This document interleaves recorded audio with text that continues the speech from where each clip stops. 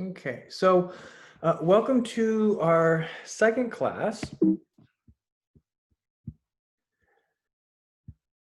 Whoops. So today we're going to be going over connecting the San Francisco Cannabis Equity Report to San Francisco's cannabis equity legislation and their legalization and their efforts to create an equity program. And we briefly kind of went over some of the aspects of the equity report. We looked at some of the charts and we looked at some of the rationale, including the zoning maps and the police beats and how they're related in determining who becomes a cannabis equity applicant.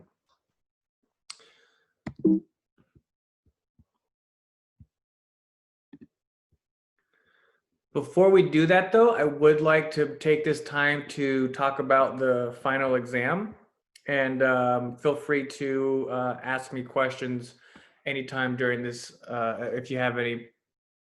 The final exam are going to include the themes here that you see, and these themes are just reflective of the first 2 weeks of content of class, and I'm going to include weeks 3 and 4 as well. So I'll have a full final exam kind of outline of themes that will be reviewed. And so the final exam is going to be in short essay format. And there's going to be, I don't know, 3 or 4 questions that are going to be related to the material we've gone through and asking you to tie in some of the takeaways and some of the themes connecting the history of cannabis and its use in civilization and how cannabis's perception and use and acceptance has changed over time historically. We're definitely going to take there's definitely will be a question there about the war on drugs and how that's related to Jim Crow and elements and aspects of themes related to what Jim Crow was and how the war on drugs was used as a new form of Jim Crow. And then, of course, we'll be going, I'll be asking about the cannabis equity programs. And what I want to know, what I'll want to know is kind of, for instance, we'll focus on San Francisco, but generally local government's purpose for creating cannabis equity programs and the importance of deciding and determining how the equity programs are, how the equity applicants, I should say, are decided and how people do qualify. And then also the process and the dynamics and the barriers of entry that cannabis equity business owners go through through programs that are meant to help them and how successful those may or may not be.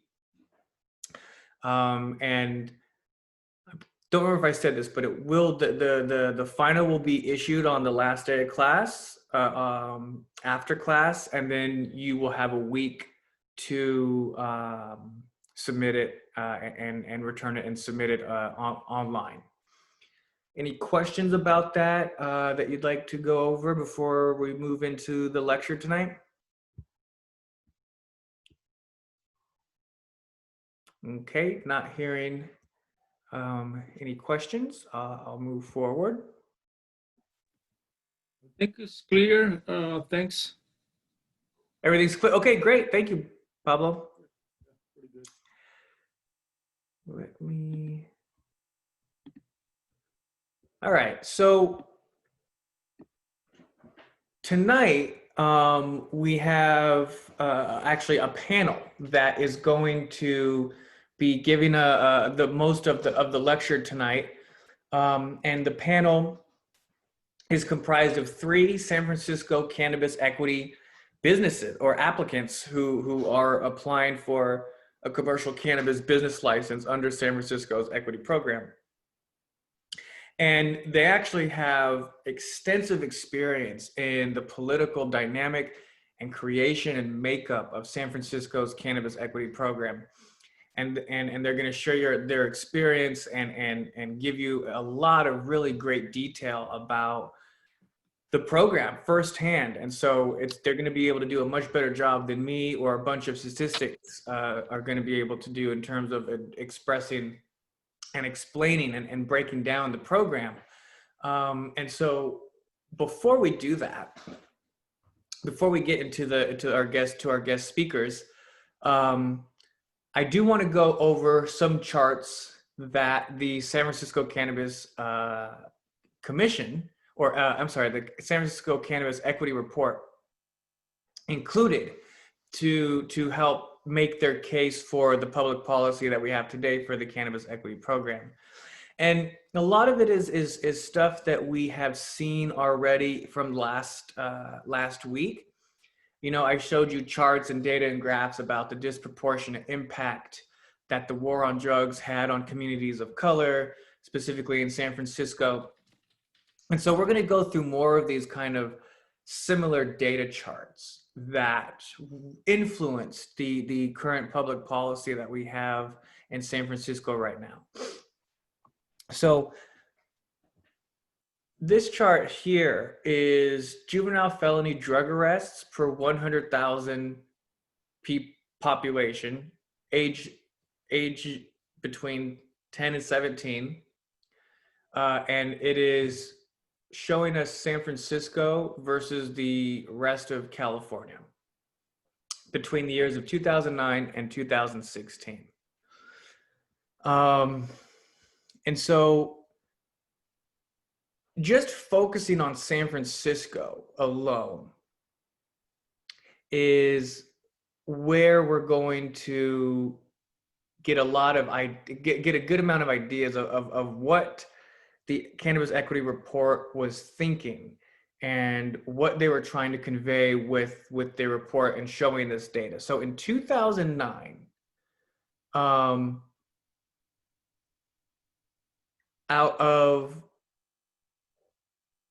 a population of 100,000 people aged 10 through 17, there were over 2,500 arrests of African Americans.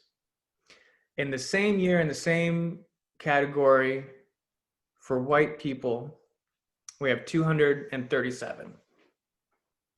And so that's essentially just 1% of the number for African American residents, or juveniles, I should say, aged between 10 and 17 in San Francisco. And that's just for males. Female here, essentially, when it comes to the female demographic, I think it's even much more telling and much more stark. So for African American females aged between 10 and 17 in San Francisco, 2,400 African American females were arrested, just shy of the number of their male counterparts. And when it comes to white females, it's only in the double digits. 69.3 white women were arrested for every 100,000 juveniles aged between 10 and 17 for a felony drug arrest. And what I find so glaring about that is when we look at the categories that we have for both male and female, when it comes to the female counterparts of every other race listed, the difference is either half or more in terms of the amount of males to females arrested for that racial demographic. But when it comes to African Americans, this data is so telling. This practically the same amount of African American women were arrested as juveniles for felony drug arrests as African American males. And the only reason that is so striking is because in every other racial demographic, there's such a sharp difference in terms of the sex being arrested and having such a completely different ratio. And so this data was really just trying to highlight that people of color, but particularly African Americans in San Francisco, show through just pure data and statistics that there is a complete disproportionate arrest rate for juveniles. And when we go to 2016, this is showing us post adult use cannabis, because in 2016 is when California passed its statewide referendum for adult use statewide cannabis. And part of that public policy of adopting adult use cannabis was addressing the impacts and the biases in the enforcement policies, particularly with felony drug arrests. And it's really striking to see the massive amount of decrease in number in 2016 for felony juvenile drug arrests. They're all double digits for males. And when it comes to the female, we don't even have data for 3 of the 4 racial demographics. And this is really starkly reflecting the political will change in terms of nonviolent drug arrests and how we as a society we treat them, and the overall impact of drug reform that has been coupled with the advancement of commercial cannabis and cannabis legalization. So before I go to the next slide, anyone have any questions that they would like to ask or clarifications? No, it's good. It's good. Is the fact that Kamala Harris was the DA had anything to do with anything? Well, I can't speak on the amount of, you're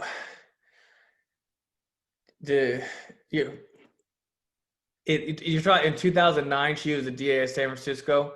It definitely could be. I mean, Kamala Harris was known to have a heavy hand on the war on drugs, and primarily because she was she wanted to maintain the support with the police unions in order to be endorsed, and part of that included allowing a heavy hand on drug felony arrests, and because departments are funded partly through the amount of arrests and convictions for drug crimes. So I would think that there's possibly something that's related to it, but I can't speak confidently that that was a primary drive or reason.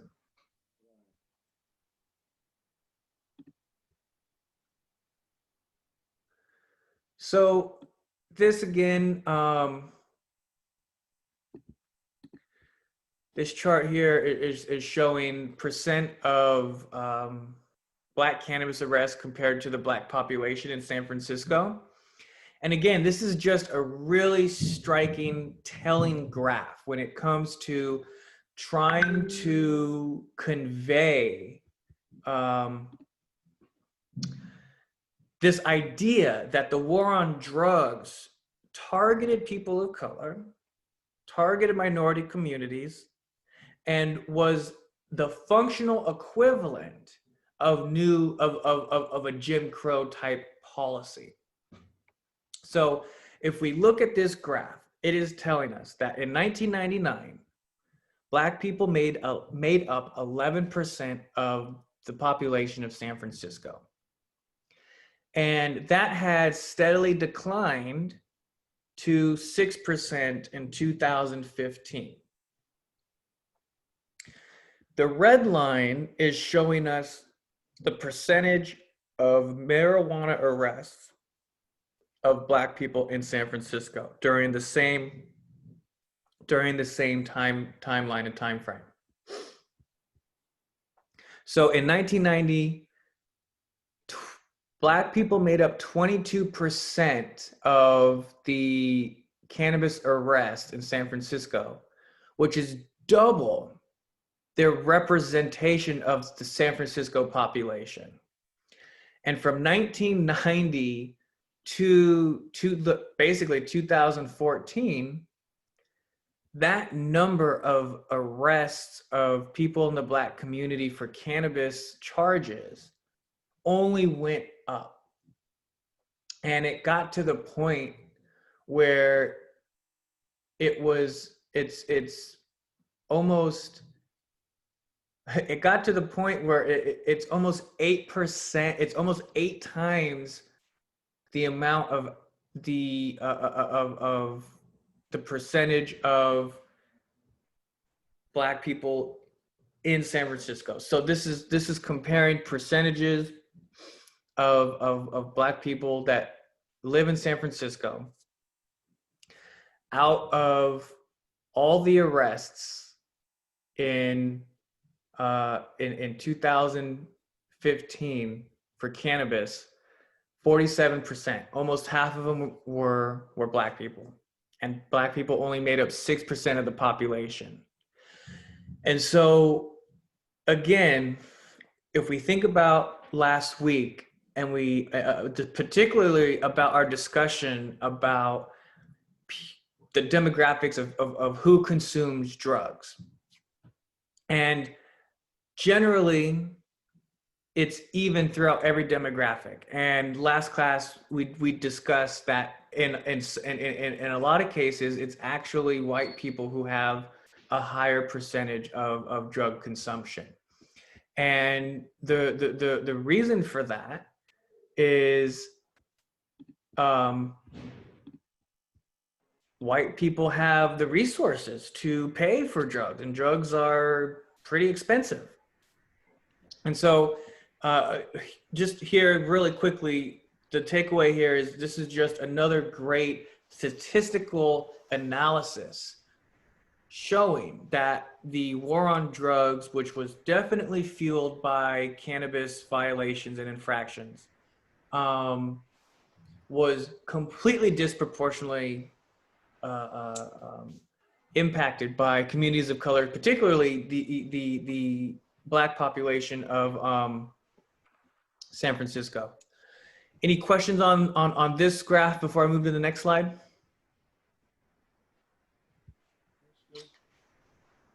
Okay, so we're getting close to our time for our panel discussion. I'm going to go through the rest of these slides real quickly, and then we'll transition to our panelists. So here we have a chart, a survey of race and ethnicity in the national cannabis industry. So here we are looking at data that was collected in 2016. And it was data that was asking dispensaries from all over the nation what the ownership structure looked like. And so right here, it's very clear that if you are white, you have a much greater chance of being a cannabis business owner or founder. And this data here is used to show that if there's going to be an equity program that's meant to right the war on drugs, then the amount of then the people who were most affected need to have the lowest barrier of entry and the first and the ability to be first in line to profit off of these new laws that were criminalizing the same communities that now they could potentially the law changes, and the way that a lot of people thought about it it was illegal. And while it was illegal, people of color, particularly African Americans and Black people, were heavily targeted for infraction for breaking those laws. And now that it's legal to make money off of this very thing that puts so many people in prison, the people now who are profiting off it now that it's legal are the very people who weren't targeted and whose communities weren't damaged through the war on drugs. And so here, this is just kind of illustrating that if current trends continued without any support or help from the community, that the people who are most hurt by the war on drugs were going to be completely shut out of this new industry and this new market that they were, that for the most part they were being the curators of and maintaining, while it was illegal, and yet still, particularly with cannabis, one of the most popular products consumed in the country.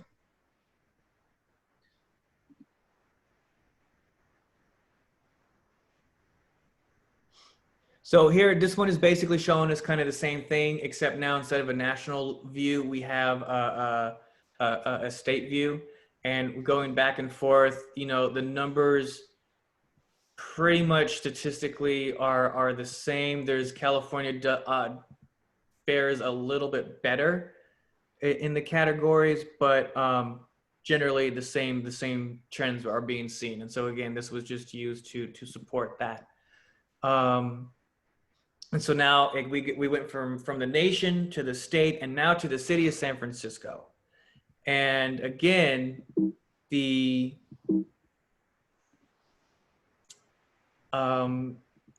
graphs are showing us kind of the same thing, that there's plenty of room for assisting the people who are impacted by these laws, by the war on drugs, and that particularly the African Americans, there's a lot of room to make sure that these new laws can benefit those that were impacted.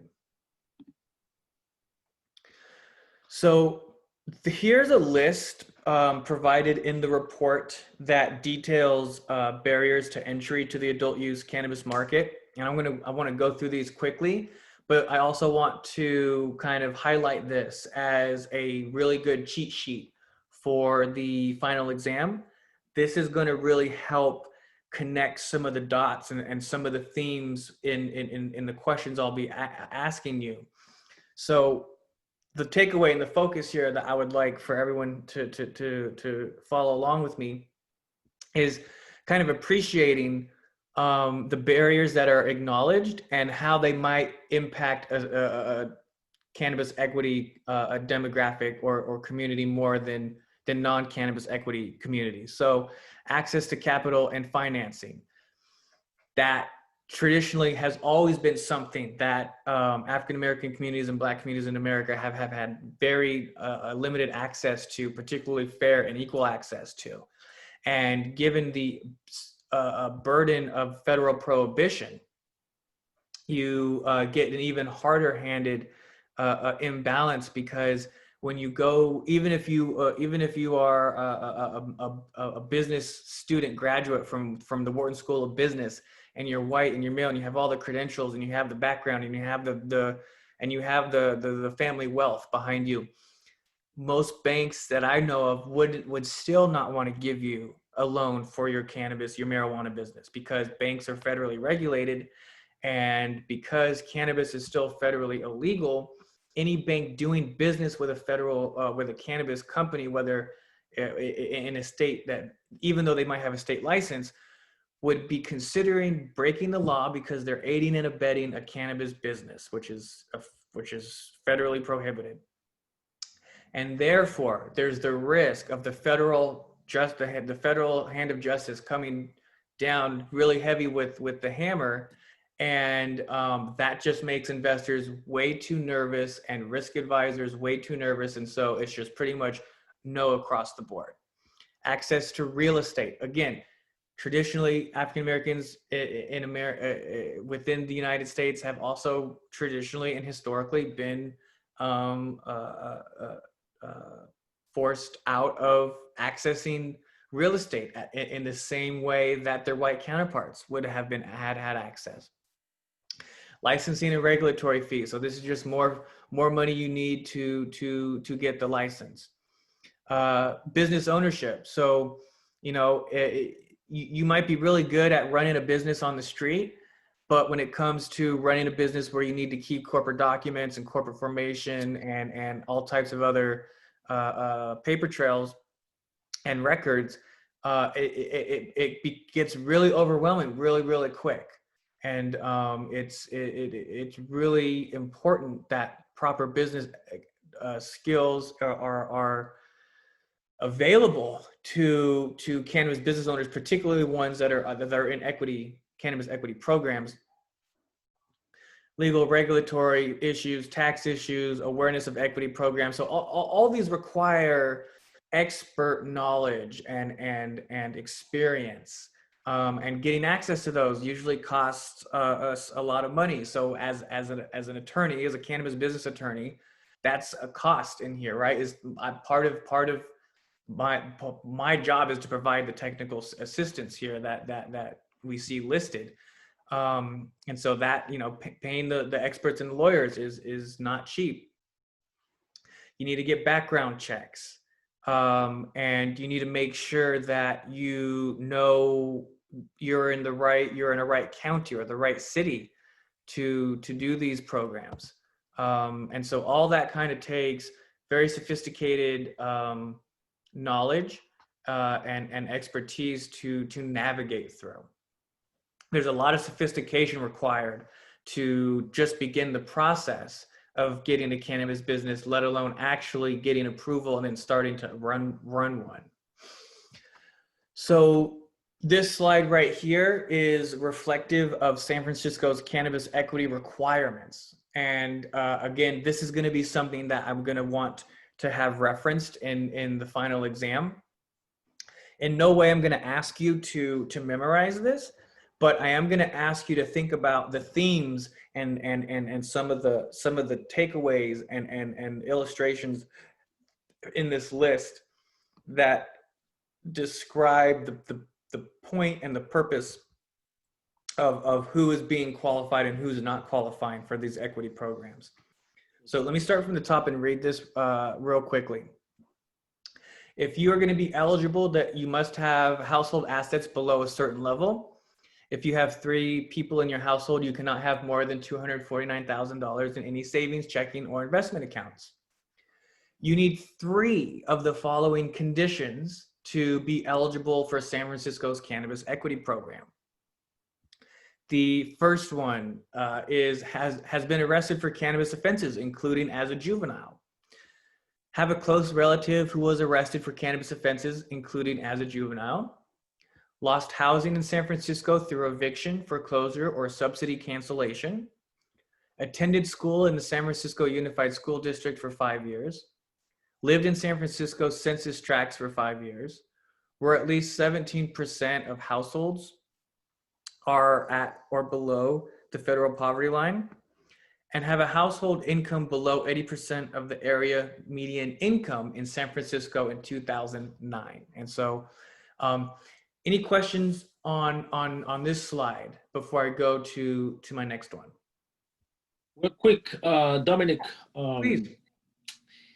back to what we were saying, so that the criteria is kind of almost impossible, but maybe do you think what I was saying earlier, I am planning to start a business online first and delivering my own, because you were talking about how you will deliver. Correct. And now seeing these 2 in San Francisco, this is San Francisco, right? So I believe that for Oakland, it might be different or it might be the same, because if it's like San Francisco. There are similarities, but there are differences too. Okay. So Would that be a good start, doing it first online, you think? Well, in order to have a delivery license anywhere in California, you have to have a physical address that's zoned for cannabis delivery. And so even PO if box. A PO box will do it? no, it actually has to be a physical premise. My house? Yeah. Like what's Not, that? not your house either. Not your house either. It has to be a commercial space. It'd Yeah, be, precisely. So one way that I would also think of it too, Pablo, is the space needs to be a commercially zoned space, and it has to be specifically zoned for cannabis delivery. So a residence like your house definitely won't be zoned for that. A PO box definitely won't be zoned for cannabis delivery. Yeah, it has to be an actual physical commercial space that is specifically zoned by the city to do cannabis delivery activity. But before it was adult use legal, that would have been okay. Your like before 2016, your plan would have worked out great. To, totally. And let me do kind of a quick introduction here. The new speaker here is Nina Parks, and she's actually a longtime colleague of mine, and is an expert on San Francisco cannabis policy, and is one of our guest panelist speakers. And so I'm happy that you've joined us, Nina, and thank you for helping me with my class. Thank you for having me. I appreciate it. I'll turn on my video when the panel starts. Absolutely. Yeah. I think we are doing great on time. So thank you. Did that clarify your question, Pablo? yeah, it seems to me, I feel like, oh my God, maybe I won't be able to make it, kind of things. But that's why I need to talk to you on that. Yeah, and next week we actually will get into more details about the process that you're interested in, and then absolutely we can do office hours, and we can go over all of your questions. Perfect. Arthur, did you have a question or a comment? Yeah. Go ahead.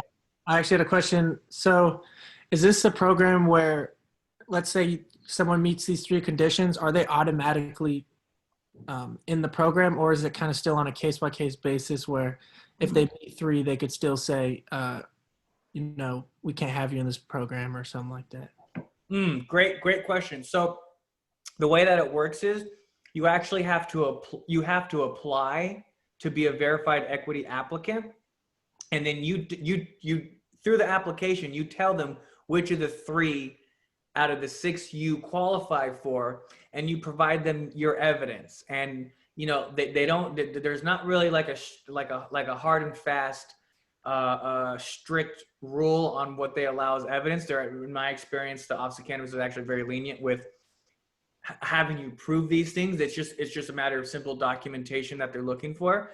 And no, it's actually a matter of right. So if you qualify for three of these conditions, and it's reviewed and approved by the Office of Cannabis, then your application to be verified as an applicant will be approved. And so I want to say it's an entitlement, but it's not that's actually not the proper term, because really you're what it is, the entitlement really is just to be able to get in line to apply.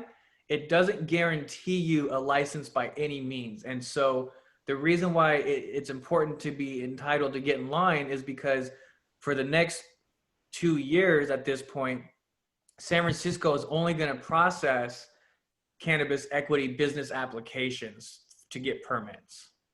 Does that clarify your question? Yeah. Cool. Thank you. Yeah. No. Any more before I move on? All right.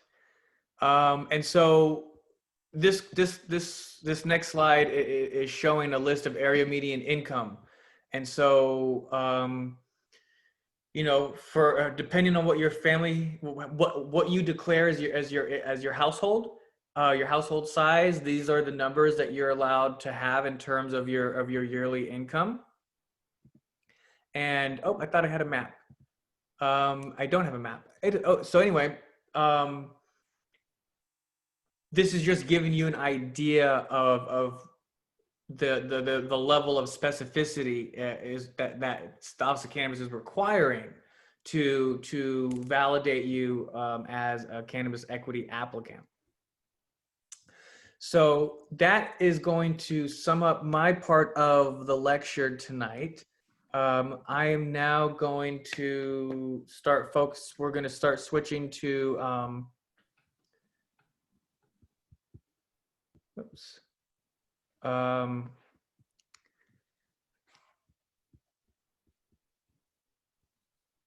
To our panel speakers. Let me get to, where's my Zoom at? Ah, there we go. Okay. All right, we should have all of our panelists with us. Let's give them a second to turn on their mics.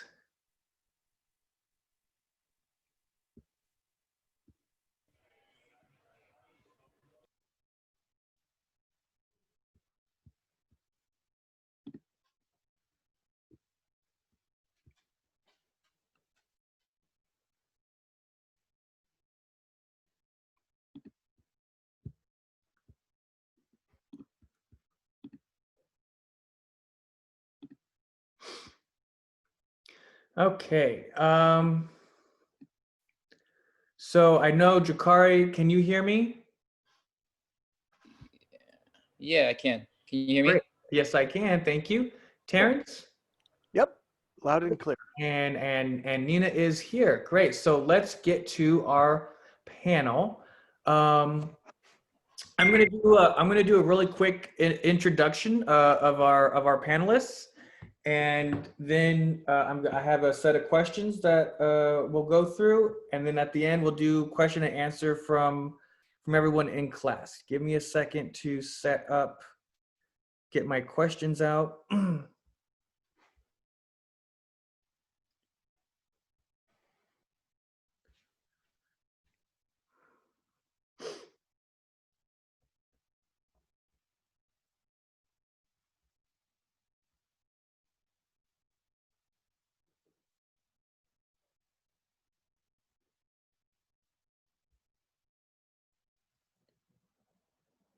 Okay. All right. So Terrence Allen. Terrence Allen was the chair of the San Francisco State Cannabis Legalization Task Force in the 3 years leading up to the creation of the Office of Cannabis in San Francisco and passage of the law and regulation which governs the industry. He is the equity applicant at the Floor Store, and prior to his involvement with cannabis, Terrence was the founder and president of the San Francisco Entertainment Commission, a department created in 2000 to oversee the permitting of entertainment, nightlife, and festivals.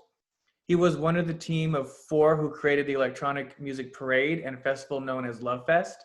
He currently is partner in the He's currently a partner in Cafe Floor, and on the board of the California Music and Culture Association and the Castro Merchants Association. Nina Parks. Nina, in her short time in the regulated cannabis industry, helped to co-found several organizations and businesses, including Mirage Medicinal, Supernova Women, and the Original Equity Group. With Mirage Medicinal, Nina ran operations and compliance. With Supernova Woman, she is a board member and the secretary, and one of the founding members. And with the Original Equity Group, she is the board president and co-creator of Equity Sessions, which is an effort to help provide technical assistance and education to San Francisco equity applicants. Nina has also sat on the board of the California Growers Association, heading up their advocacy and strategy around delivery services, and helped co-found the California Cannabis Delivery Alliance. And I have to say that picture is so super cool. It definitely makes me want to share a joint with Nina. Jakari Donaldson is a 25-year-old San Francisco native and the CEO and equity applicant of California Street Cannabis Company located in Nob Hill. He is also the co-owner of Tonic, a bar located in the Donut Hole, which is between Nob Hill and the Tenderloin neighborhoods of San Francisco. He's also a graduate of University of California, Merced, and a first-generation college student with a degree in business management and a minor in psychology. So we will start off with a question for all three of you. And I want, what I would like for you to do is to tell the class about your projects that you are running as or applying for as cannabis equity applicants, and where in the chain of supply is your project? What is your role? Who are your business partners? Really, anything you'd like to share that you find is an important aspect of maintaining your project and pushing it through the system. And we can start with Nina.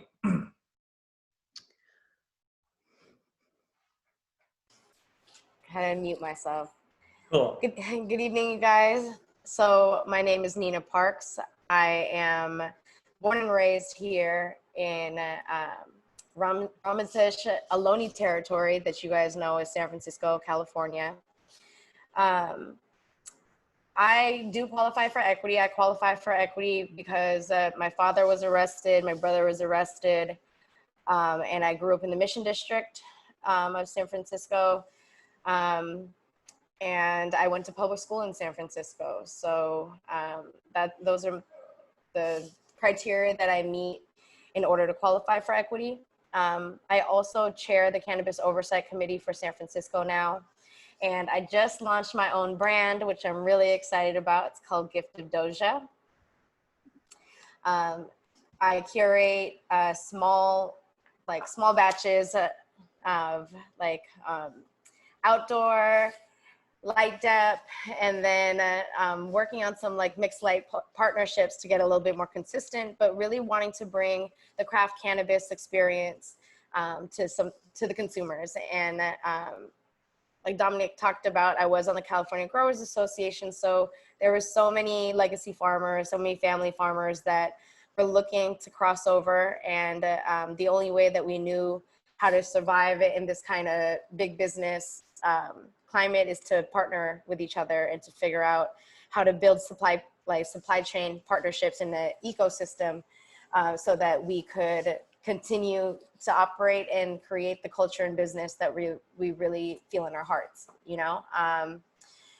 It's kind of it's funny because a lot of people came into cannabis in order to get away from corporate structuring. And all of a sudden now we find ourselves in meetings with lawyers and using so much corporate terminology that didn't exist in our prior, prior industry. Like everything before was based on collectives and cooperatives, right? Which is a much different business model. San Francisco eliminated the ability to have that business model in cannabis, and everything switched over to the corporate languaging and structuring. Anyhow, yeah, I'm excited about having my own brand now. I came into this because I wanted to sell weed, not because I wanted to regulate it. But it's nice to be able to have a foot in the door in both. Does that answer your question? It does. Thank you. Okay. Cool. So and forgive me if you did clarify this, but are you fully permitted and actually operating, or are you still going through a process? I am partnered with the licensed people. So like for myself personally, I am the brand developer, the brand manager. I own the IP of the brand, but you know, like it is a partnership with licensed businesses. Cool. Yeah. Thank you. Yeah. It's exciting. I don't know. I'm like, I don't know. I got to sell weed. It's cool. Yeah, no, I'm totally excited too. But is there anything else that you want to mention for the and class? so yeah. So the other thing is, that I did partner on a distribution company as well. And so it's Locals Equity Distribution.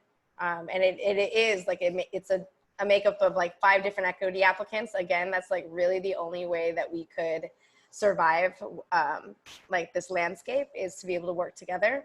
So we have a distribution company that distributes solely equity brands right now. However, we are slowly onboarding other brands in order, just, you know, like if we have the network open, we might as well open up some streams. So really excited though that we are gonna, like, we're kind of like the go-to like equity distribution company right now. So really excited about continuously building that with the team. Yeah, that is awesome. And I mean, I really do predict too that we will all see a national equity program someday. And so I think building these networks right now and making them super strong will have a huge payoff in a few years to come. I mean, I really do see that in terms of a national type of cultural shift. Yeah, I agree with you. Terrence, same kind of question posed to you. We'd love to hear about your project and what you're involved with and what's going on. Well, I occupy the opposite end of the spectrum. So for those math majors out there, I was born in Chicago in 1953. And my interaction with cannabis began as a hippie, an advocate, and a way to survive during the horrible time of the AIDS crisis here in San Francisco. And it was during that time that cannabis was the only medicine that worked to alleviate patients who were suffering from all of the after effects of failed drugs that were being experimented on, and it kept people's moods alive. But most importantly, and the entire reason that I got involved was because of the social aspects. I was lucky enough to be involved in helping form CHAMP. CHAMP was a true collective. It was run by its members. It was supplied by its members. It was governed by its members. And in its first year, it became the place for people to go for acupuncture and every other kind of thing, from getting food to getting friends to sitting down and sharing a joint. And it was an extraordinary example of how it may be cannabis, but it's also cannabis and the friendships that develop and the feeling of belonging that you have when you're in that community. And then the world changed. I grew pot in people's bedrooms during the AIDS crisis, helped a lot of people pay their rent. We moved on from that chapter. I got involved with entertainment and spent, golly, almost 20 years in the entertainment industry. And then it became clear that cannabis was going to be legalized. And it was my dream that cannabis became a social drug, that cannabis became available in a way that you could go to a cafe floor, that you could go to a cafe and enjoy cannabis amongst friends. And so a group of like-minded parties got together, we raised some money, we took over cafe floor, and we started brewing cannabis CBD beer. And for 8 months, we were brewing beer and selling beer. It was called Toke Back Mountain, which I still get a kick out of the name. And we were brewing cannabis beer and we were selling cannabis beer. And the only complaint we ever got was, I can't get a hangover when I drink this beer. I can drink this beer all night long and I never get a hangover. And that was the epiphany that there is something to blending alcohol and cannabis together and get a positive impact. Bam, then regulations came and every dream that I had getting into this industry got completely blown out of the water. I thought maybe being an advocate on the Cannabis Legalization Task Force, I worked behind the scenes to get that formed. I helped put that together. I stayed at the helm to keep that effort focused, and it hit the Board of Supervisors, and poof, the desire and the what I felt was the preeminent need to have this as a social opportunity got obliterated, and it became a product in a capitalist consumer society where corporate law rules the day, and that becomes the specialized need that I feel as an elder in the equity community that I'm missing that piece, and I'm not sure that I'll go back and get that piece myself. So I have to gather folks around me, and so I guess in a way it's become an opportunity to gather people together to try to solve this corporate conundrum, to get money, raise money, and form a brand. But in the long range term, I still think consumption is the thing that we need to accomplish. It'll be the next evolution. And so pretty much my entire focus at Cafe Floor, hopefully soon opening the Floor store, which is the cannabis store across the street, and future legislative efforts after COVID will be focused on consumption, getting it out of your bedroom, out of your house, out of the consumption lounge, and into a public setting. Awesome. And one day that is going to happen too, and I cannot wait to join in that social merriment. Thank you so much, Terrence. Drakari, we'd love to hear from you too. Just kind of the same thing. Tell us about your experiences at becoming an equity applicant, and where the process and where your project is, and what exactly is your project. Gotcha. I'm actually at my first project right now, California Street Cannabis Company. Oh, like you're physically there right now? Physically here right now, yeah. I'm I see actually, the storage facility yeah. behind you, right? You're in the storage room? Yeah, if you see me looking up and stuff or see people in the back, just try to ignore them. I'm just trying to keep an eye on the place. So yes, I'm the equity applicant for this location. I have 3 other business partners. One is Silent, and he's a guy that my other 2 business partners kind of had a relationship with throughout the years. My other 2 business partners, their names are Ben and Duncan, and they are actually my mentors. So I've actually known them since I was about 13 years old, and I met them through the Big Brothers Big Sisters organization. There's a key part in that relationship there, and what you'll know is, or well, if you don't know, the equity program was, when it was created, there were a lot of thoughts that people can, go on and take advantage of by finding a minority player or someone and using them basically to get the license, and then not giving them an actual job that teaches them how to run a business, how to operate their own business, and how to become successful and use this program and use this plant to basically, elevate themselves and promote upward mobility for themselves. So the fact that my mentors are my business partners, it means a lot when it comes to the equity program, just because with that relationship there, we know that there has been, 15 years of this relationship that we built, and that includes trust and a level of respect that we all have for each other, and it's super important when it comes to this equity program. So I'm their equity applicant, 40% owner here at California Street Cannabis Company, and we are actually working on a couple other projects. One that will hopefully happen sooner than later, and another one that is, still up in the air, but we're getting everything together for it. But to put that in perspective, it took us 2 years to open up California Street Cannabis Company, and so it could take another 2 years to open up the next few, but we're pushing to open them up sooner than that. Yeah. Did you say, I'm sorry if you said what your role is right now, where you're working at right now? I'm the CEO. And then you said that it took 2 years to open up where you're at right now. How long have you actually been open? Has the retail officially been opened? Yeah, so we picked kind of the perfect time to open. We opened up in January, just before the pandemic hit.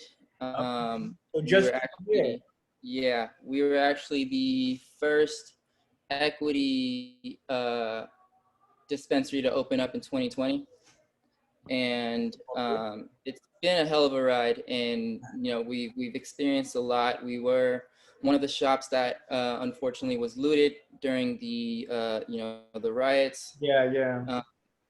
And so, I mean, we've recovered since, and we have a resilient team here, a very lean, mean team here. And so, all we've done is basically learn from everything that we thought couldn't happen, learn from all those, and also learn from our mistakes and how we dealt with them. And we've continued to push forward and strive. Awesome. Yeah, thank you so much for sharing. That's so cool. So I want to transition to my next question, and it's and don't feel bad, Jakari, but I'm actually gonna. This one is focused for Terrence and Nina, and specifically, I would like each of you, and this time we'll start with Terrence and we go to Nina. But these are the question is actually I have it listed out here. So I would like for you to tell the class about your experiences with the San Francisco Task Force and then the Cannabis Commission. And then here's I have 4 kind of like key ideas I'd like you to think about. Political lessons you learned from your experiences there, both positive and negative, if any. And then the last thing I'd like to have you think about with this answer is your favorite public policy recommendation that was developed and adopted. So yeah, Terrence, if you need more clarification, I'll be happy to, but go ahead and take us off on that one. Okay, so let's see. So the San Francisco State Cannabis Legalization Task Force was our official title. And it was a political learning experience for sure. It began prior to and just after the failure of Prop 19 and prior to the authorship of Prop 64. So it was in those days of how are we going to do this differently so that it passes? And in the days of how do we bring the spirit of San Francisco through the legislative process so that what we end up with is something that respects the heritage of the activism that has led to cannabis legalization, which in my little part of the world focuses around patients and medicine, and specifically around the horrors of the AIDS crisis.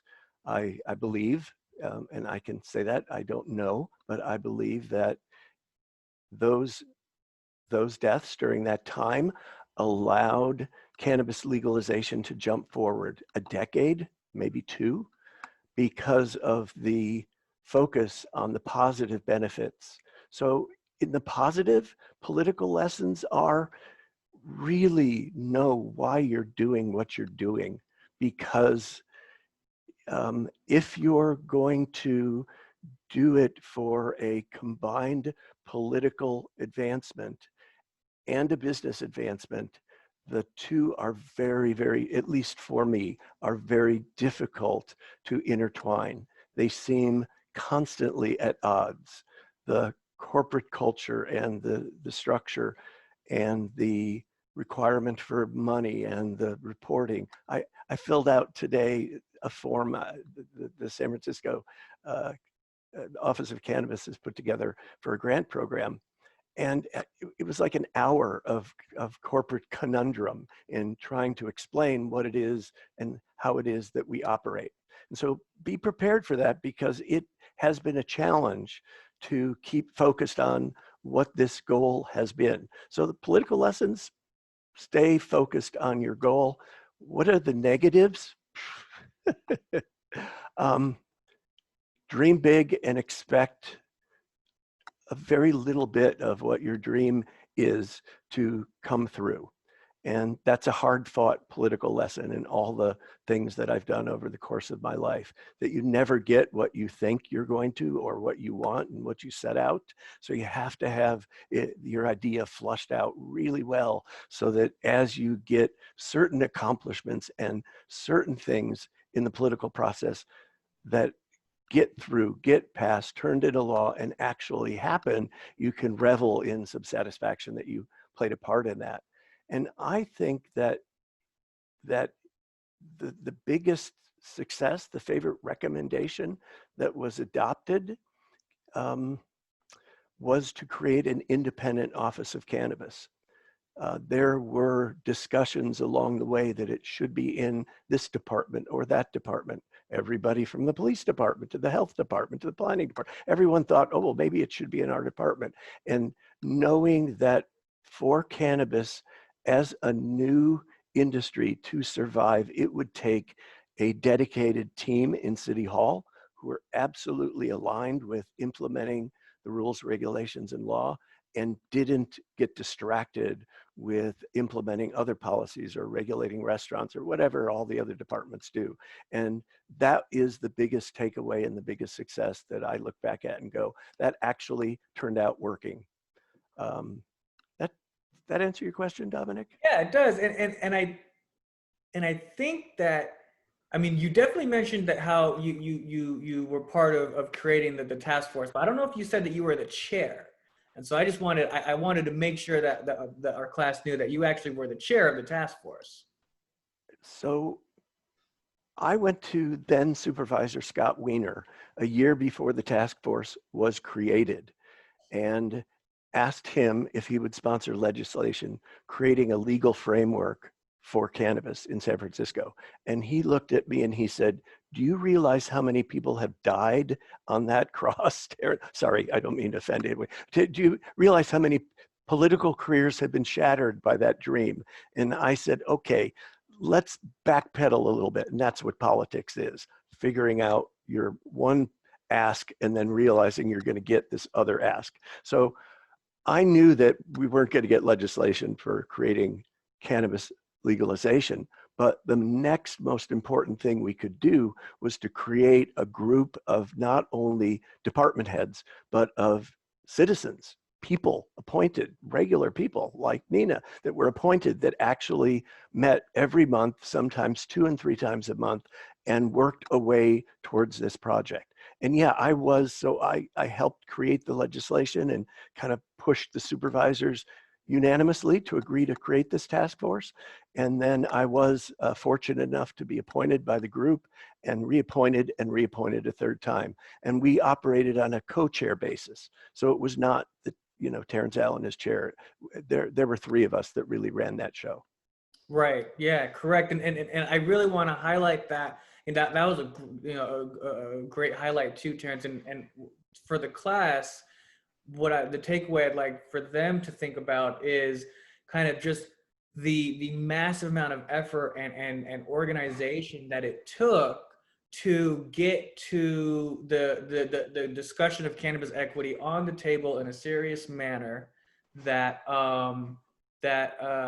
kind of otherwise was not really ever been introduced or in existence before. And so I think that it really just helps the class kind of understand the history and the significance and the work behind all this. We were, before class today and last class, we were briefly going over the cannabis report, the San Francisco Cannabis Report, and I mean, firsthand, because you and your team helped write that document. So I wanted to make sure that full connection was made for the class.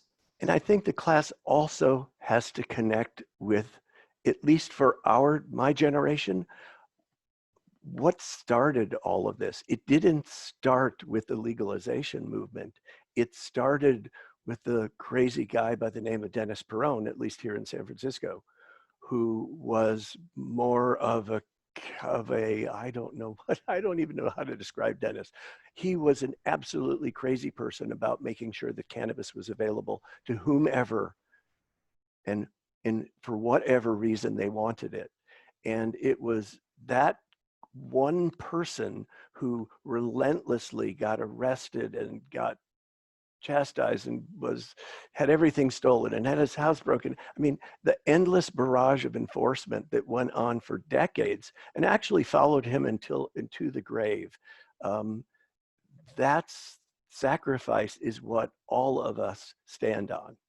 We aren't the ones that made this happen. The task force didn't make this happen. We really stood on the shoulders of some really brave people who in their lifetime never thought we would see legalized cannabis. Mm-hmm. It was Prop 215, this sort of side door into cannabis access. But the thought that there would be legalized cannabis, I can remember talking to Dennis before he died, and he said he never imagined he would live to see the day when law was passed. And so in one lifetime, we went from prohibition to legalization. And that's the takeaway for everybody, that, yeah, it takes a big sacrifice, a lot of time, but Nina knows this. Dakari knows this. You get the bug and it stays with you for life. For sure. Thank you for sharing. So Nina, let's kind of transition to you. I think, You said 3 questions, right? What were the 3 questions again? yeah, so actually, so you weren't actually appointed to the task force, right? You're the co-chair of the Cannabis Commission. No, it is the Cannabis Oversight Committee for San Francisco. I was appointed to be the equity seat holder on it, and I was voted to be the chair of the Cannabis Oversight Committee for San Francisco. Yeah, thank you. And so, kind of that process of what that body does and Mm-hmm. kind of, things that projects that they're working on and currently, and also any proposals that were provided and adopted. We'd really like to hear. And then kind of like the generic ones that I had were political lessons you learned that you feel are important you'd like to share regarding cannabis equity and its implementation, and then positive and negative experiences kind of surrounding that in your both as a member of the oversight committee and as the chair, and then your favorite public policy recommendation that was adopted. Okay, that's a lot. I'm going to try to condense a lot of things down. So Yep. political lessons, we'll start there because it seems really easy and I have those ones bullet pointed. One is take time to organize, right? And in order to organize, that means you have to build relationships with like-minded people, right? So your network is your net worth, no matter what. It doesn't matter if it's political, it doesn't matter if it's business. Your ability to build out your relationships and like take something from thought to production, or from seed to sale, I guess, to like keep in line with what our industry is. Yeah. Like even if it's a thought, like how you can like plant the seed of the thought, but then actually see it all the way through into fruition. So just like Terrence was saying, being able to have a vision, a clear vision, is really important. And then also to remember that this is a social experiment. Mm.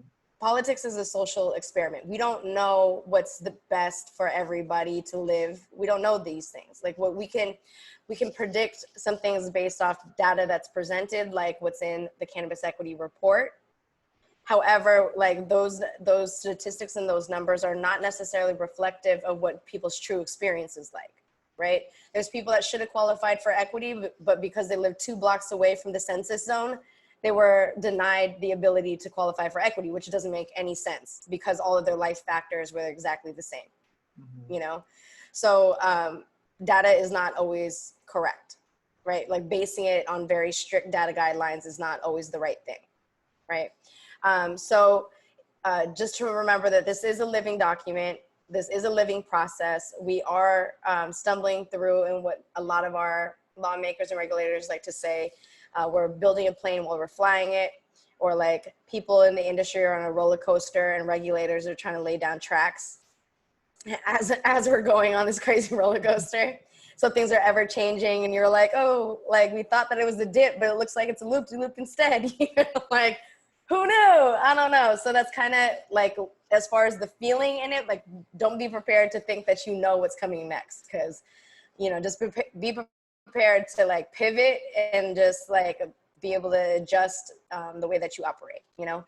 Keep very good communication, relationships with the supervisor aides, right? The legislators themselves have a lot of other topics that are being put on their plate by other members of the community. We care about cannabis very passionately, but other people care about things like, like getting the teachers paid, or defunding the police, or, or change, like being able to get rent deferrals, or any, like there's tons of things, like expansions on different projects, right?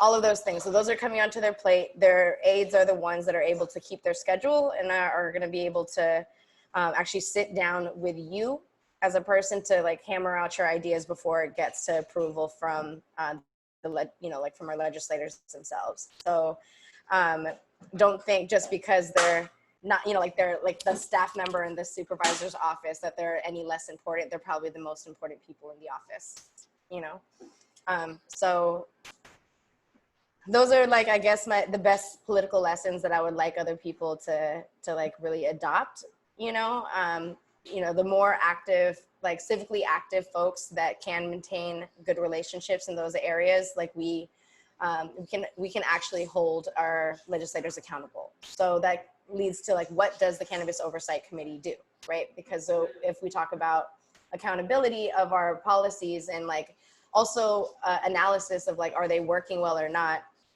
This past year, the focus was on getting each of the departments that touch cannabis permitting to be able to report out on where they are in the process. Because as Jakari was saying, it was taking up to 2 years to get licensed, which is, even for bars, like it can take up to 2 years. So not the most horrible, but at the same time, it's been 2 to 3 years and only 10 people has gotten processed when they have 165 applications. So like being able to put that into perspective, there are some bottlenecks somewhere. And what we do know is the Office of Cannabis has moved through all of their, all of the applications that they have. And most of them have, actually the majority of them have moved to city planning. So we got city planning to report out to try to get them to say like what their process is. At the end of this year, we have our last oversight committee meeting is going to be on the 18th of this month. And so they will be like, the planning department will again report out now that they have all of this load, right? To let us know how they are going to move through it, right? We had the police department report for us about how they would be engaging with our businesses, especially after the break-ins. We found that, during this week, there was a high alert for break-ins again, because there's anytime that there's civil unrest, other businesses get targeted in the process just because they know people are distracted. This time around, at least, there was, last time, no police response whatsoever. Like it was a mess, like to get them to come out, it was like hours, and now they actually had people set up on patrol. So we at least had more attempted break-ins than fully successful break-ins, not that it stopped anybody, because people are going to do what they feel that they need to do. However, at least it did prevent from anybody from being like completely successful, right? So like being able to have some, to be able to have these conversations and be able to bring them like what we feel as community is important, we've seen impact, right? When folks know that there's a body that's going to press for accountability, right? So the next thing is we had DBI, like the Department of Building Inspection, report out, and for DBI, they're all over the place. They've like moved offices. They are facing, like bribery charges. There's, there was like a scandal in their office and they had to change directors. You know what I mean? So there's like all these things that are happening.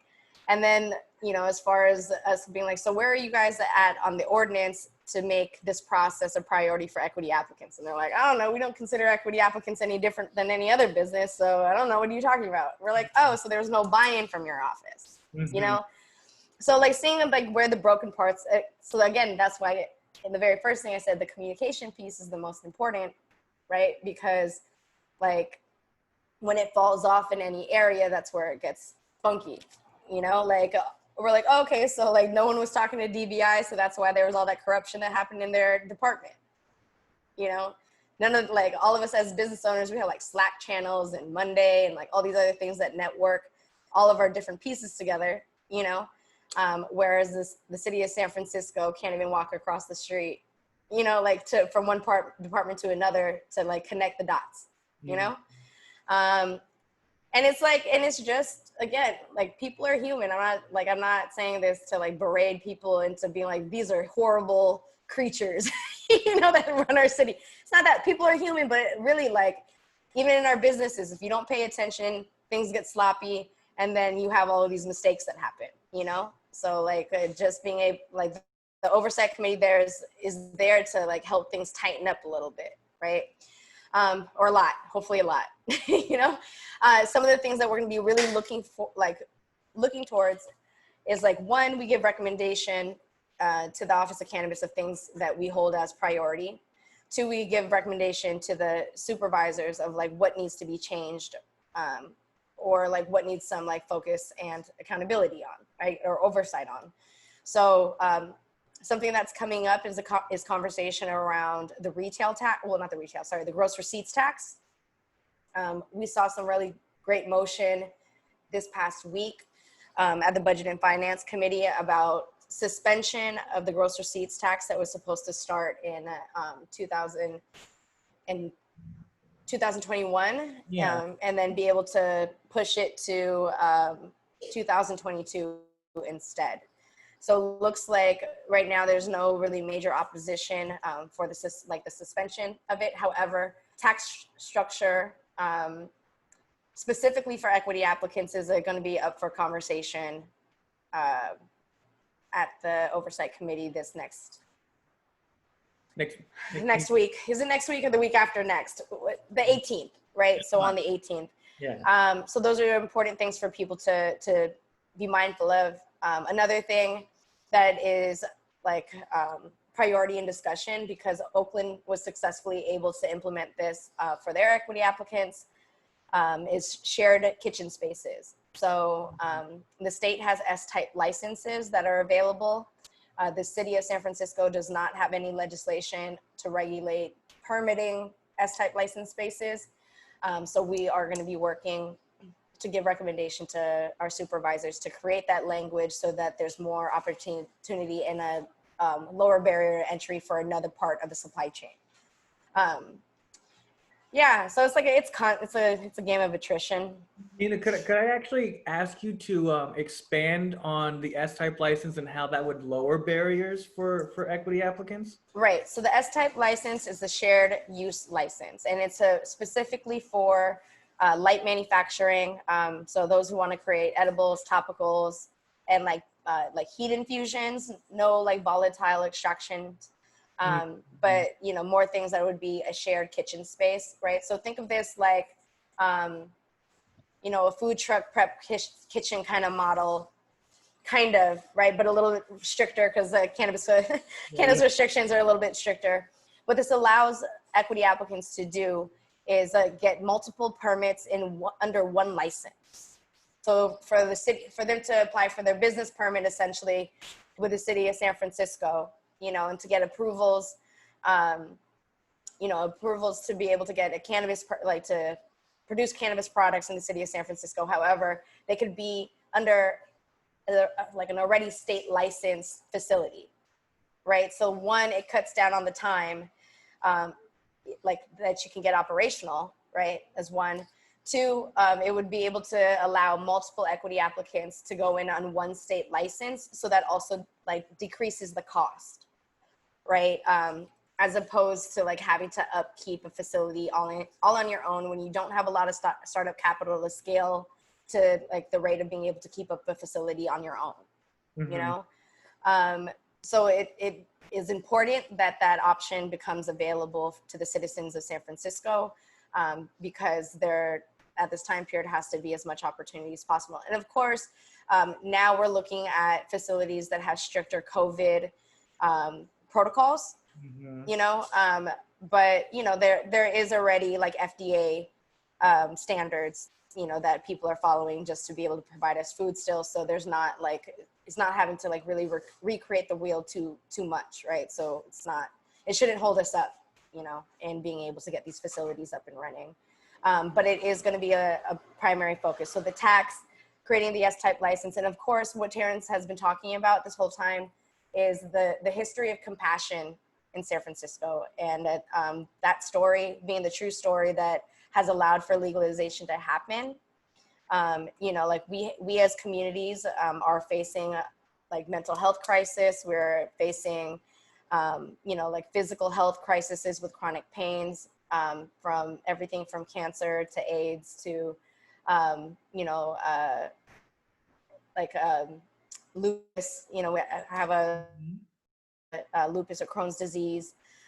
So like being able to have the option of affordable, accessible plant medicine is really important, considering what the opioid epidemic looks like for our city, and what it looks like for us as a community. So being able to ensure that there are opportunities for us to develop a cultural climate as well as an economic climate and a regulatory climate that supports compassion as a primary value is very, very important. And it gets lost when it becomes a numbers game in the corporate language. So, yeah. And then lastly, Nina, a public policy recommendation that you were a part of or contributed to that was adopted, a favorite one, if any. Oh man, I mean, the definition for delivery services in California. Yeah, that's that, so like I built state coalition around independent folks that wanted to maintain delivery services for California, because Prop 64 did not have any definitions for delivery services in California. So they were about to legalize and destroy the delivery model. We had to fight and organize all across the state in order to be able to to get this. And it's crazy. It was so small. And this is like another thing about politics, that words matter. Okay, words matter a lot. So they split the definition of retail, right? Instead, this is their quick fix for it. They're like, well, is it okay if we split the definition of retail? So it says non-storefront and then storefront dispensary, right? So the non-storefront, you can operate your delivery service, which is not necessarily what we wanted. We wanted to have more of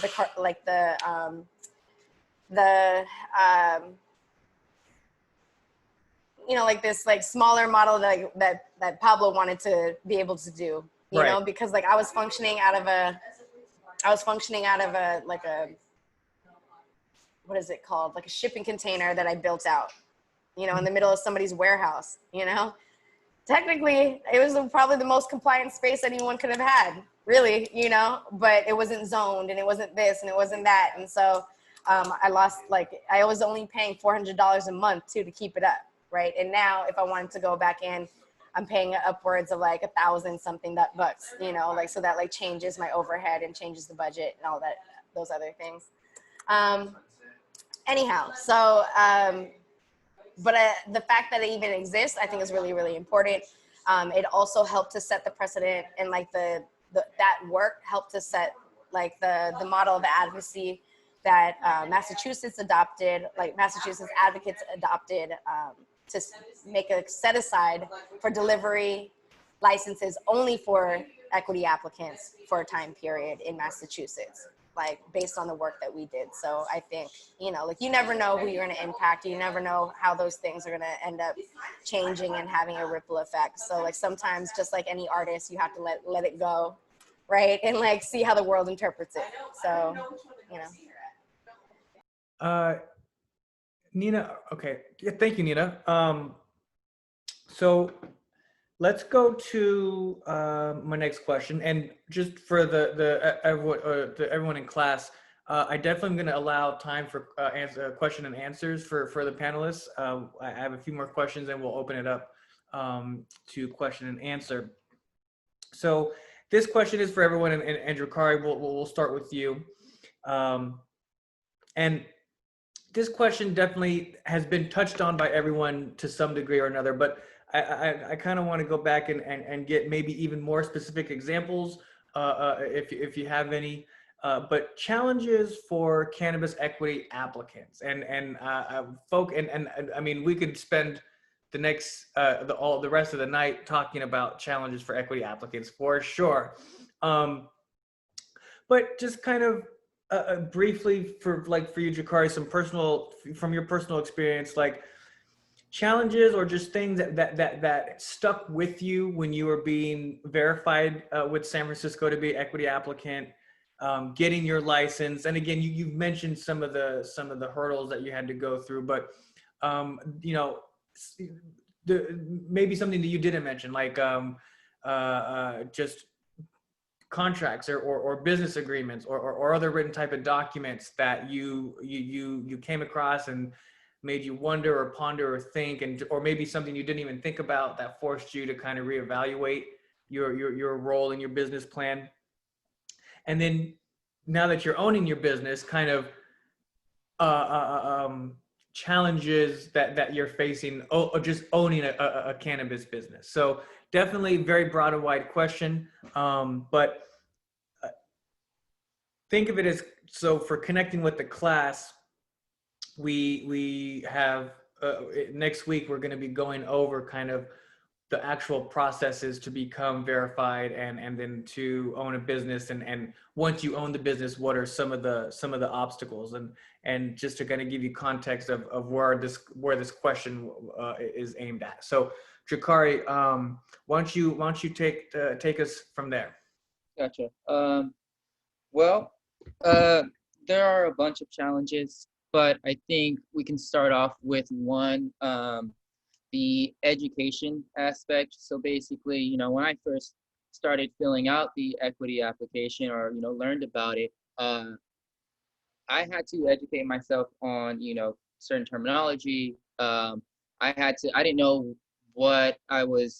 I didn't know about everything that I was signing in terms of creating an operating agreement and forming a business. You know, this is my first business that I've ever opened up. And like I said, I was mentored by my business partners, and they've owned, you know, a number of bars around the city over the last, you know, 11 or 12 years. And so I've seen them open up bars and, you know, operate them, but I never seen all the work that they had to put in terms of, you know, neighborhood outreach and basically all the networking they had to do, all the paperwork that had to be filled out, the lawyers and stuff that they had to hire in order to form these documents.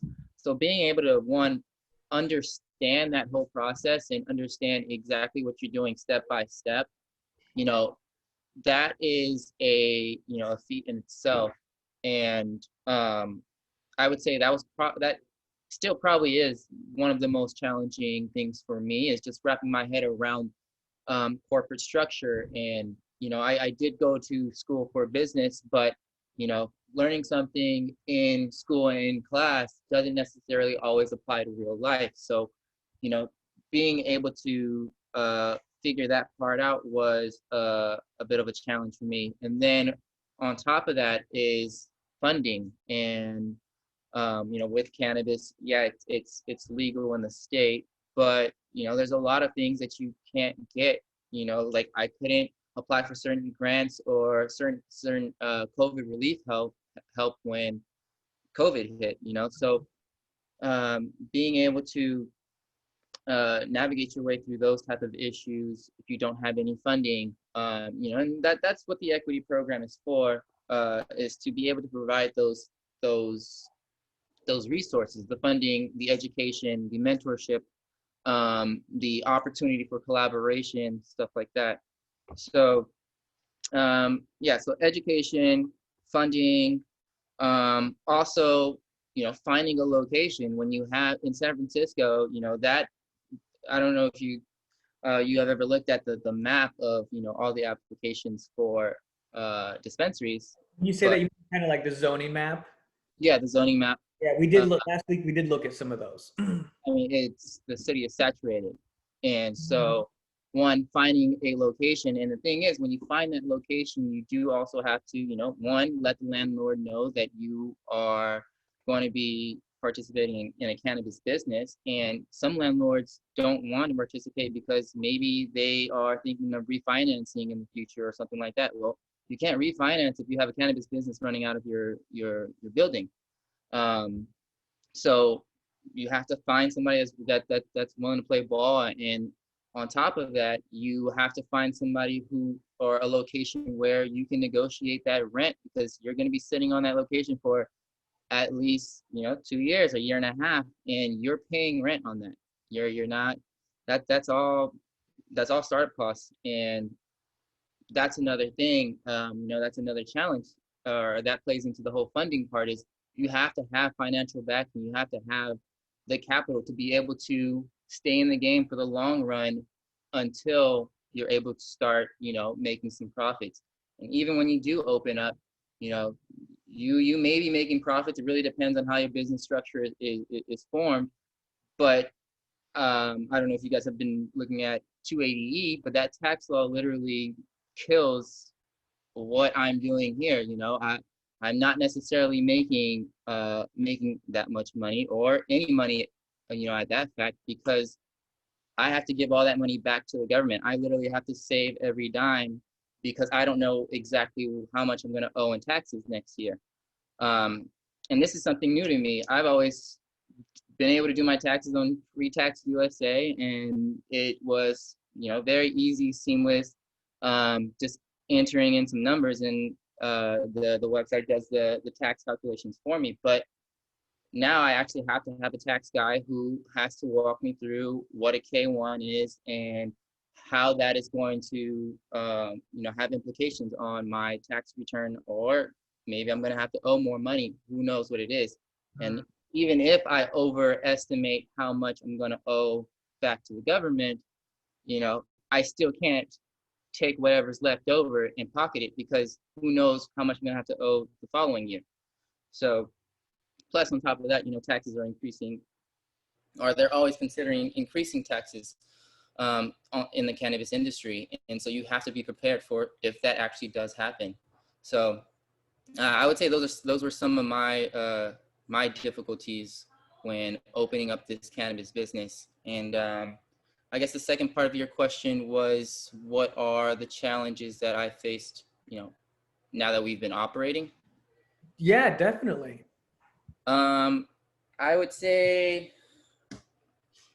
again, that 280E tax law is probably the biggest issue. Yeah, definitely. That and competing with the black market. So, Yeah, when you have black market, speak go on ahead. that a little for a quick second. Tell the class what you mean by that.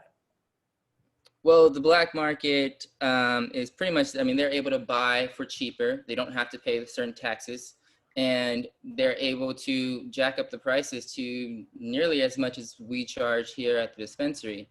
So, they're rolling in a lot of money, by selling weed. And also now that it's, if it does become descheduled or rescheduled, then that further is going to expand the the black market or the illicit market. You know, if it's just a slap on the wrist when you get caught, then why not just go ahead and, you know, take that risk, right? Take that risk to, you'll make a lot of money and you're not paying taxes on it. So, you know, trying to compete with them, and also, you know, just also trying to keep the integrity of, you know, what you want your retail location or your cannabis business to be, being with the fact that things are so expensive, and, you know, maybe you want to be that dispensary or that retail business that, you know, is able to give back a lot of money to, you know, charitable organizations and stuff like that. Well, you have to be able to do that, but also make sure that your business is going to survive. And with the current tax laws, and with how expensive it is to own and operate a cannabis business, it becomes very difficult, you know. But, you know, we've found ways around that here, where,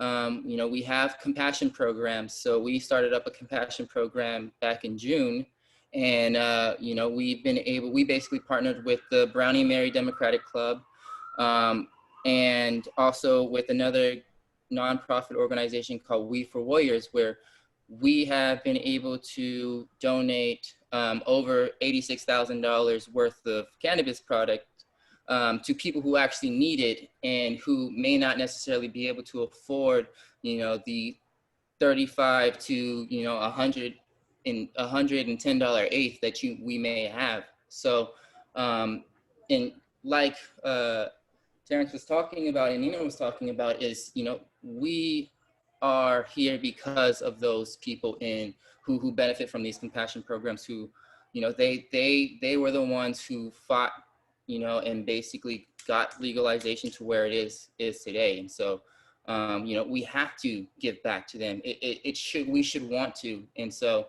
that's one of the reasons why we created this whole compassion program. And so, you know, by the end of the year, we should be, we're on track to have donated upwards of $100,000 worth of cannabis product to, you know, Incredible. veterans, HIV positive, low income patients. And so, you know, being able to do stuff like that, you know, can help overcome some of those challenges, but nonetheless, there are still challenges in the industry. Yeah, thank you for sharing that. And I want to actually expand on what you said with the 280E tax regulation, just so the class has a greater context. And basically, what Dracario is referring to is, so because of federal prohibition, They call it the Al Capone law. Yeah. Yeah. Do you want to explain it, Nina? So basically, it's what they got Al Capone on, which is tax evasion and not on being a gangster, right? So that's how they couldn't prove any of the other things that he had done, but they could prove that he didn't pay his taxes on any of the money that he made. So, like anything that helps to sell an illicit substance, like you cannot write off on your taxes. So that means, as a cannabis business, we cannot write off our packaging, we cannot write off our rent, we cannot write off our employees, we cannot write off anything in our business. We cannot get, it is not tax deductible for us, which is absolutely ridiculous. There is absolutely no other industry in the United States that has to deal with that at all. We got lucky, and to an extent, where we have the ability at the state level, at least, to be able to write off things. There was a bill that was recently passed that allows us to do state tax write-offs. However, we cannot do it on a federal level. So, and then that's the one that we have the highest risk of. It's the highest rate of extortion almost. You know what I mean? So, because like if you don't pay what they say that you made through on your gross receipts, you know, like they can go ahead and audit your business and shut it down and get, you know, just like, and say that you're selling like a federally illicit substance. So it's the area that has the highest risk for us. Yeah, and thank you, Nina. And I want to actually expand on that as well, and share that 280E revolves around just standard small business tax deductions, and because 280E specifically says that if your business it has to do with federally prohibited drugs, that those standard small business tax deductions cannot be applied to your business. And so it's a huge disadvantage to the whole cannabis industry as a whole in terms of being competitive and being able to cut your costs down and to stay in business and to have profit. And so it should, like, the thing is also, it's like, there should be no taxation without representation, right? And so there, you know, like, why are we paying that tax if we can't even have our voice heard to like write off the things for our business? Like that, it's very, again, it's another injustice that comes along with the cannabis industry that we're trying to like untwist, you know? So let's move, Terrence. There's, you know, I know that you're gonna have a lot of similar experiences with challenges that Drakari and Nina have shared, but you know, with what has been said, is there anything that hasn't been said that from your perspective that you'd like to share in terms of specific challenges as an equity applicant and business owner that you would like to share it or connect with us in class? Money. Everything everybody has said, money. Rent, taxes, payments, money. And for us oldsters, we got into this for the compassion. And so it's a real radical shift. When you've had your bank accounts closed down, when you try to log in one morning, that's a wake-up call. And when you're blacklisted, even though your cannabis business is not yet even open, I'm one of those people. I'm blacklisted. I can't borrow money. I can't open a bank account. My business can't. But I'm not even open. I haven't even sold. I haven't even gotten my store open because of money.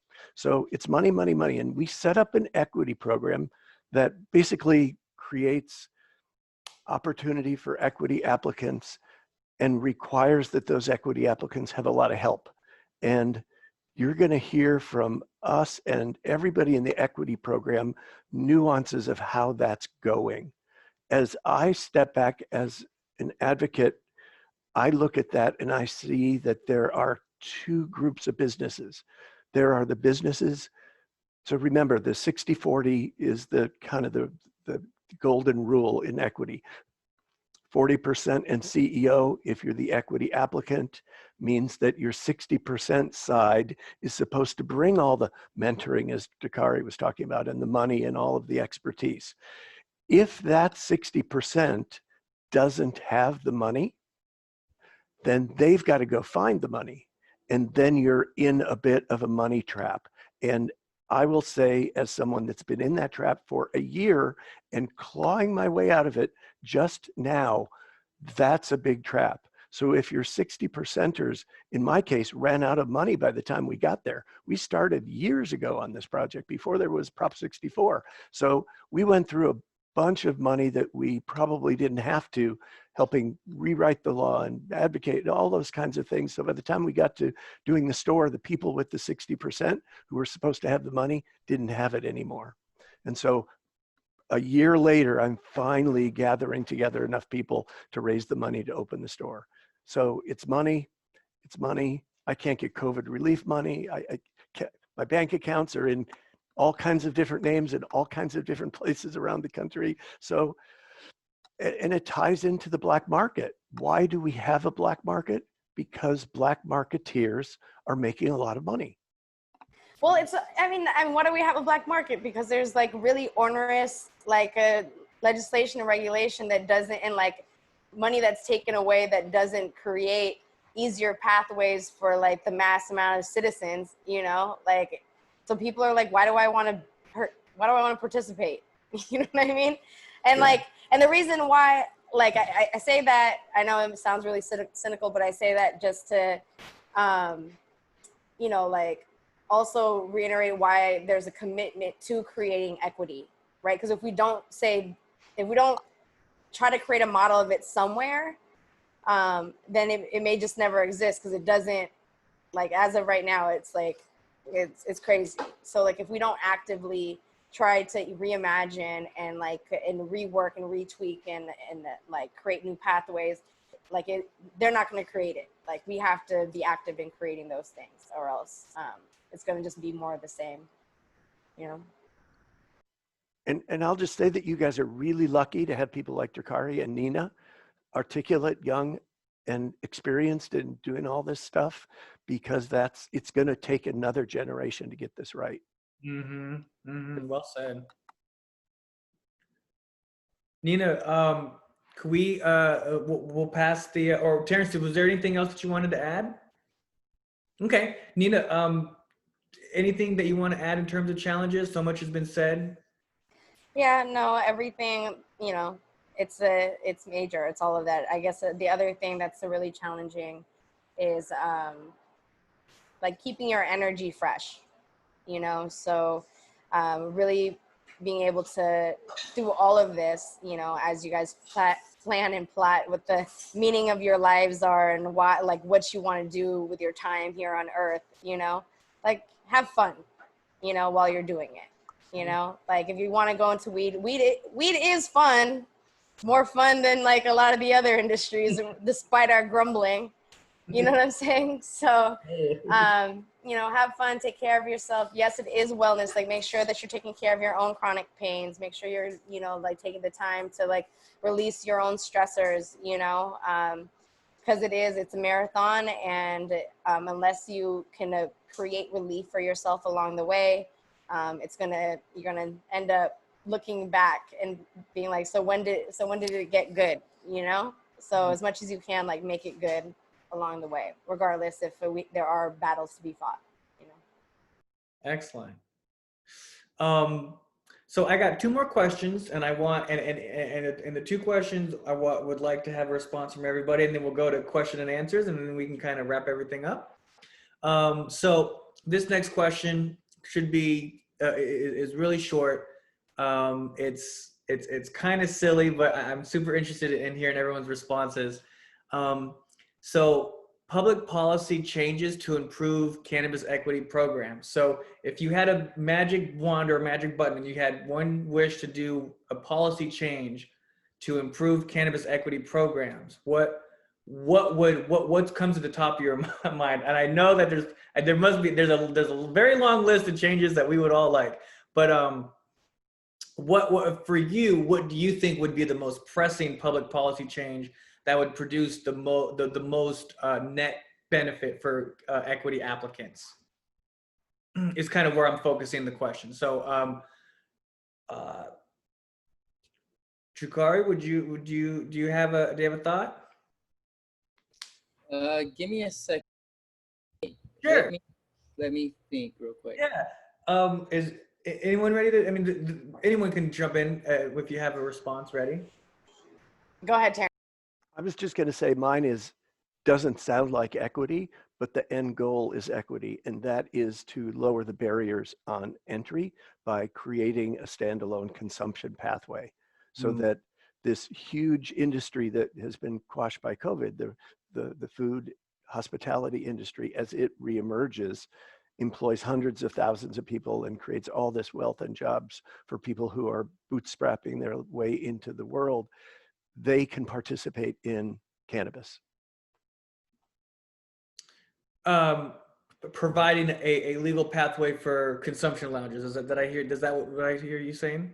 Standalone consumption, and I take the word lounge off, because to me a lounge has turned into a box with an air filtration system that you can't bring anything into and you can't bring anyone out of, and it's a very sterile environment compared to the old Prop 215 days of the cannabis clubs. So I would like to say that the most equitable moment in cannabis for me was sitting around with 500 other people, some of whom couldn't afford to be there and some of whom could, all enjoying an afternoon together. That was the most equitable moment. And if we don't provide that social environment, we will have missed a fundamental underpinning of equity for me. Cool. Yeah. Thanks for sharing. Nino, you have a response? Yeah, that they should have created a program before launching it. That would have been great. That would have been great. Word. We tried. They weren't listening. No, exactly. No. It was like 3 months. everyone, it was a mad dash for like after, it was crazy. It was 3 months after 2 years of discussion, you know, with their task force, 3 years of discussion with their task force, and 3 months that they actually gave us to like put something in place before everything was going to roll out, you know? So that's another thing about politics is like, if you don't put it in their face every day, they're going to just like put you as an afterthought anyhow. But like, yeah, like I wish what they would have done is just kept everything at 215 for a lot longer until they secured their funding, put together the systems into place to really figure out how they're going to handle all of that workload, you know, instead of like luring people into a promise of hope and then like having their money dry up in like pits of real estate deserts. You know what I mean? So like I think that it did the people a disservice by opening up this program and opening up and changing the way that we used to do business. Because like we were still paying like sales tax during that time period. I was paying my sales tax during that time period. So it's not like it was going to end a money stream for them. You know what I mean? And I had already filled out like I had a co-op paperwork that I filed with the city and everything. So it wasn't like we weren't transparent either, you know, before all of this, you know? So I just wish that they didn't interrupt us until they figured it out. But it is what it is. Okay, thank you. Jakari, did you have time to think of something? Yeah. I think that on a similar note to what Nina was saying is, you know, they should have had the kind of the funding aspect, you know, figured out a little bit better before launching it. You know, we're just now launching that grant program, the first grant program in San Francisco, and it's taken what, 2 years, you know. So I think that, you know, having some of these things in place before would have helped the first round of, you know, equity applicants, you know, be more successful and also more motivated to continue, you know. So Cool. Thank you, everyone. So I would also now like to hear, and again, this next question, there's no right or wrong answer, and it probably will come off really loaded, but I think between the three of you, you know, there's going to be a really, really good, thoughtful responses. What does cannabis equity mean to you? And if you could put it in 1 or 2 sentences, how would you like to sum up that idea? And we can start with whoever would like to jump in. I would say cannabis equity means, I guess, equal and abundant opportunities for all in to enter the cannabis industry. No matter how, you know, how little or much education you may have, no matter how little or much money you may have, no matter how little or much experience you may have, basically being able to level the playing field. You know, not so if you think about it as like, you know, there is a bike-a-thon or something, and, you know, one person doesn't have a bike, well, another person may be an amputee and can't ride a regular bike or whatever it may be, but being able to provide them all with the necessary tools that they need to be able to all be successful. Great, thank you. Anyone else want to jump in on that? I'm the only one not smoking and I forgot the question. Cumulative effect, I think. What was it again? Yeah. What does the term cannabis equity mean to you in your experience?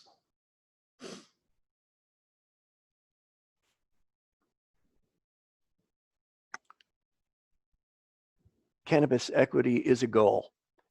It's not a place or a thing we will achieve. It's going to be a goal, at least for my lifetime. Mm-hmm. Okay. For me, cannabis equity is a process of healing.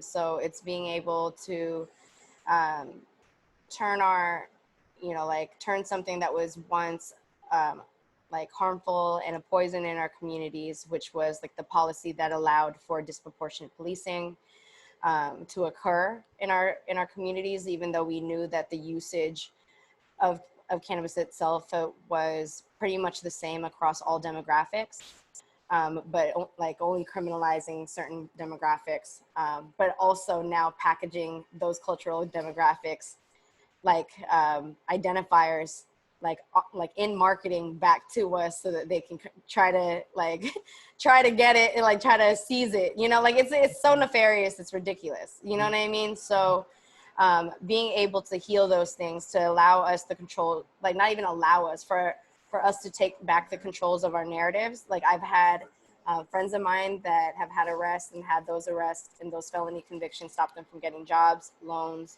housing, etc. Student grants, you know. So for them to say to me, like, you know, I'm like, oh, what are you doing nowadays? They're like, oh, you know, like I took the opportunity to like get a distribution company up and running. This is like the first time like my felony has ever done anything good for me, you know. I think that even like those moments are like indicators that we're on the right path for like people that were blocked out of some sort of resources, have the opportunity to like tap into some. I think is a really, really big deal and extremely necessary, you know, for the process of healing from these damages. So yeah, for me, the equity program is a process of healing. Like Terrence said, it's like not there yet. You know, it's going to be like a goal that we work towards, but we have to work towards it intentionally. I really loved all those answers. Thank you so much. And thank you, Jakari, Terrence, Nina, for coming and participating in this panel. This is actually the second class of this extension, which started this semester. So I feel really privileged and honored to have a great panel. Like between the three of you, the experience is so super relevant and substantive for class. Like we really appreciate your time. I want to give the class now time to ask some questions to the three of you, and we'll wrap that up. You know, give it a couple 20 minutes, if that, and we'll be done with the night. So, anyone in class have questions for any of our panelists, if that they would like to ask or that they'd like to have clarified? I kind of have a question that's not necessarily super related to everything said tonight, but more of kind of a general question. Yeah, sure. When you guys got into the cannabis industry originally, what was something that you wish you had spent more time researching and learning about? Like, what was something that kind of was more important than you thought, and that could be different in what each of you guys do, but yeah, that's kind of. Cool. Yeah, I think that's a great question. And anyone on the panel can take this away when you have a response. For me, I think I wish I would have took more time to kind of research, I guess, the expenses of opening up a cannabis business, and probably research, I guess, kind of more of the help that I could have used from the equity program instead of you know, kind of trying to do it on my own or just with my business partners. So Yeah. Thank you. Terrence? Save money. It was all way too easy back in the old days. Should have saved some of that money. It would have come in handy today. So save your money. All right. Yeah, definitely more financial education would have been really helpful. So like, you know, I was like reading these pro formas and like, so essentially they're, you know, like, it's like the rundown of like how much you think, like what they call a CapEx sheet, right? And like all these other things, like I could read it and I could kind of digest it, but like it took hours, you know, and it took maybe days in order to like break down these pro forma like sheets. And like Um, I wish I had like more mentorship then around it. Like now it's like, okay, these are just how we like run things down. But like before I was like, yo, this is like really, I got myself into like shitty situations so I didn't understand it as much as I should have. You know what I mean? So yeah. And then had to like dig myself out of it. So really, really learning those kind of skill sets.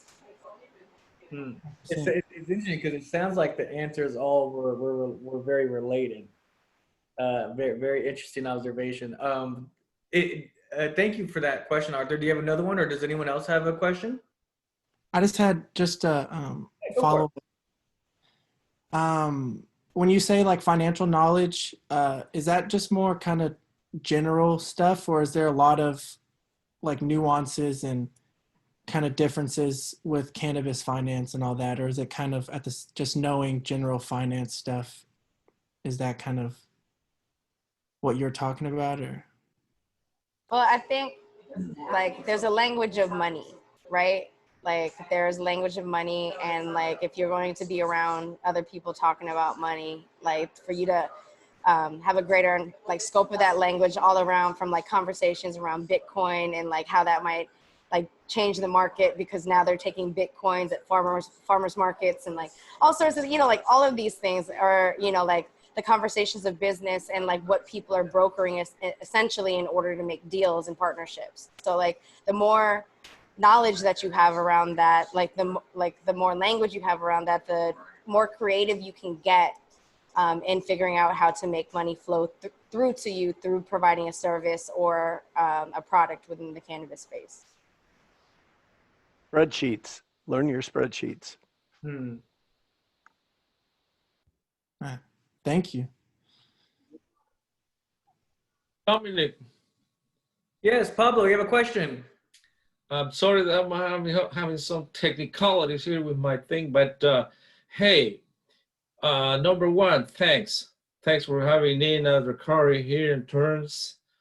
It's such a light. It's an enlightenment. Now, I don't want to tell you whether it's an enlightenment that it enlightened me or really demotivating me. Man, it's like, but I appreciate you all. I appreciate you saying it as it is. My brothers over there, that's why probably they are in the black market. It looks like, man, from what you're saying, now, Dominic, I'm changing my mind. I don't know. I'm in the East Bay, so I just want to know, Nina, your brand, your new brand, how can I get it? Are you Yeah. are you in an online? Are you? Yeah. So Out? there's a delivery service called Primetime Delivery Service, and they will See, there you go. There you go. So they will deliver to you. Nina, if is you'd like to put links in the chat, you're more than welcome to. beautiful, beautiful, because hey, it's making a big difference, you know, because our ancestors will do it without, you know, a penny, you know, just for health reasons, social reasons, recreational reasons. So Dracari, I don't know about what's the if we are gonna look for the profit-based kind of thing, because it's business. It looks like I probably will spend the last penny and not getting anything back. It's not that I really want to make money, but ballpark figure, Nina, or Dracari or Terrence, ballpark figure that I will need, kind of thing. I'm in the East Bay. It's impossible for me from those criteria that you put in there. San Francisco, I can't make it. I won't make it. I work here. I work in San Francisco. I teach here at City College, right? But I can't make it for those criteria. So East Bay, I probably would like to go maybe the Nina's way. I don't know. I create my own brand, Pablo's brand kind of thing.